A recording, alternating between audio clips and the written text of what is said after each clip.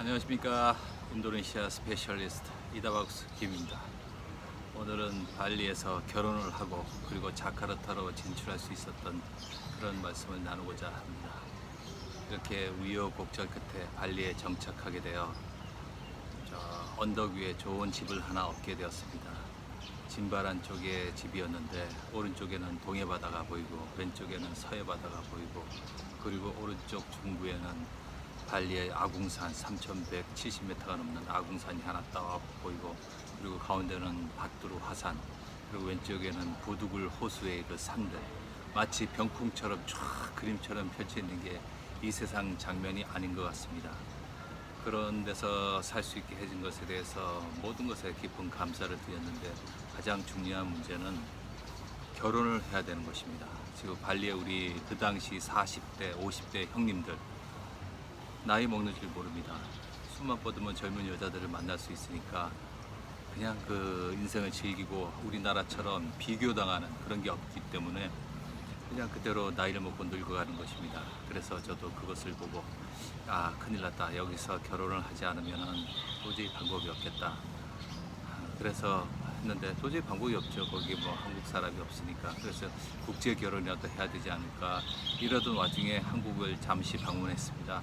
그때 지금의 제 동지이자 아내이자 영원한 친구인 우리 아내를 만나게 된 것입니다. 아는 지인 거래처를 같이 방문했다가 제가 첫눈에 반했죠. 그래서 어떻게든 발리에 한번 오시라고 온갖 집요한 노력을 했습니다. 하지만 아가씨 혼자 발리 오기는 참 힘든 상황이니까 친구 한 분을 데리고 결국 발리에 도착했습니다. 그 당시 발리에는 아주 유능한 폭탄 제거반들이 있었습니다. 그 중에서 제일 유명한 폭탄 제거반을 불러서 어느 쪽입니까? 왼쪽입니다. 그 왼쪽을 데리고 공항에서 호텔 체크인하고 사라졌는데 마지막 일주일째 공항에서 가는 날 봤으니 아주 훌륭한 폭탄 제거반이었죠. 저는 덕분에 지금의 아내와 좋은 시간을 보낼 수 있었고 저희 모든 것을 다 어필할 수 있었습니다. 그리고 마지막 날 그 아내를 공항에서 보낼 때 마지막 공항 근처에 있는 피자헛에서 마지막 점심을 먹고 있었습니다. 그 당시 교제하고 있던 중국 여자가 있었는데 아버지가 호텔이 5개였습니다. 별 5개짜리 호텔만 5개, 그것도 발리에만. 인도네시아 전체로 따지면 10개가 넘겠죠. 그래서 호텔 재벌 딸과 교제 중이었는데 마침 아무도 없는 피자헛에 문이 딱 열리면서 그 호텔 재벌 딸 중국계 여자가 딱 들어오는 것입니다. 그래서 저는 그때 이희재의 인생극장, 그래 결심했어. 왼쪽 오른쪽 쳐다보다 0.1초 내 결정을 내렸습니다. 왼쪽은 외면하고 오른쪽 지금의 아내를 쳐다봤죠. 그 여자가 문을 콱 닫고 아마 그때 피자헛 유리창은 깨졌을 겁니다. 그래서 저는 지금의 아내에게 항상 말을 합니다.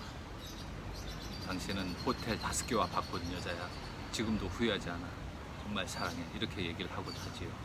그래서 한국에 가서 아내와 결혼하고 다시 돌아와야 되는데 제가 그 당시에 하던 일이 핸디크래프트나 주문형 가구를 이렇게 만들어서 파는 거였고 특히 그 당시에 발리에는 흑단 목각이 굉장히 유명합니다. 그래서 흑단으로 에보니 우드로 만든 나무로 목공을 만들어서 팔고 있었는데 파트너와 어떤 좀 문제가 생겨서 그 사업이 결렬이 됐습니다. 그래서 막상 지금 결혼을 하고 발리로 돌아가더라도 다시 어떤 재개할 수 있을 만한 일어설 수 있을 만한 자본력이나 거래처나 이런 게 없이 그냥 기본만 세팅되어 있는 상태였습니다. 발리 덕분에 인도네시아 정착도 하고 발리 덕분에 결혼도 했는데 이제는 다시 인도네시아 돌아갈 수 있는 방법이 없네. 어떻게 방법이 없을까? 이때 저를 도와준 게 대한민국 정부입니다. 대한민국 정부 중소기업청에서 우리나라 제품의 프로모션을 위해 해외 시장 개척 요원을 모집한다는 제가 1차 모집에 들어갔습니다. 어마어마한 경쟁률이었죠. 하지만 그 경쟁률을 뚫을 수 있었던 것은 마침 저희 아버지께서 월남전 참전 용사이십니다. 그래서 보훈 가족으로 가산점이 많이 붙었습니다. 그래서 어마어마한 경쟁률 속에서도 저는 합격을 할 수 있었고 그리고 언어 시험관이 8명이 쫙 있었는데 그 당시 중국어, 일본어, 스페인어, 아랍어 다 있었지만은 말레이, 인도네시아 시험관이 없었습니다. 그래서 저를 본 시험관은 스페인어 담당 시험관이었는데 언어 하는 사람들은 다 알죠. 이렇게 말해보세요. 저렇게 말해보세요. 이 사람은 어느 정도 하겠구나. 그리고 제 이력서를 보면은 거의 발리에서 6년 이상 있었다는 그런 이력서가 있으니까 무난하게 통과가 되었습니다.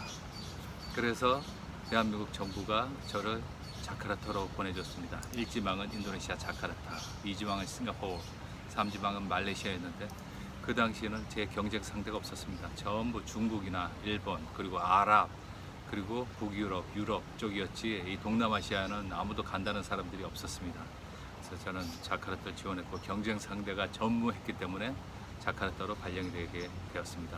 한 달간의 연수를 마치고 그래서 대한민국 정부에서 제가 일어설 수 있도록 자금도 대주고 사무실은 자카르타 무역관 코트라를 같이 사용할 수 있게 해주었습니다. 그리고 제가 그 당시 갔을 때 자카르타 무역관은 대한민국 대사관 바로 옆에 코리아 센터 빌딩 2층에 있었습니다. 그 당시 대사님이 김재섭 대사님이었고 그 다음에 코트라 관장님은 김수익 관장님이었는데 저랑 같이 열심히 일하고 1년 후 관장님은 아시아 본부장이 됐고 저랑 같이 일하던 차장님께서는 유럽 아시아 관장이 됐다 그렇다고 합니다. 그리고 저는 자카르타의 이제 메가와티 정부의 IT 사업 이 거버먼트 전자정부 쪽에 스카우트 되었죠. 그래서 저는 대한민국 정부에서 제가 포기하고 힘들 때 다시 인도네시아로 갈 수 있도록 저를 도와줬기 때문에 저는 항상 이렇게 마음속에 대한민국 정부에 대한 빚이 있습니다. 그래서 무슨 일을 하더라도 우리 정부에 도움이 되고 반드시 대한민국 정부에 도움이 됐다면은 저한테도 반드시 어떤 또 도움이 돌아올 것이라 확신하기 때문에 어떤 일을 할 때 있어라도 항상 우리 정부에 도움이 되는가 그리고 제2의 조국인 이 인도네시아에 또 도움이 되는가 그래서 이렇게 플랫폼 비즈니스를 하면서도 그 두 가지를 항상 첫 번째를 염두에 두고 일을 하고 있으니 어떤 말썽도 생기지 않고 슬슬 일이 잘 마무리되어 가는 것 같습니다. 자, 오늘은 제가 발리에 정착을 해서 결혼을 하고 그리고 자카르타로 이렇게 저 대한민국 정부의 힘으로 오게 된 말씀을 드려보았습니다. 또 좋고 유익하고 재밌는 정보로 찾아뵙겠습니다. 감사합니다. 구독, 알람 해야 됩니다. 댓글은 필수.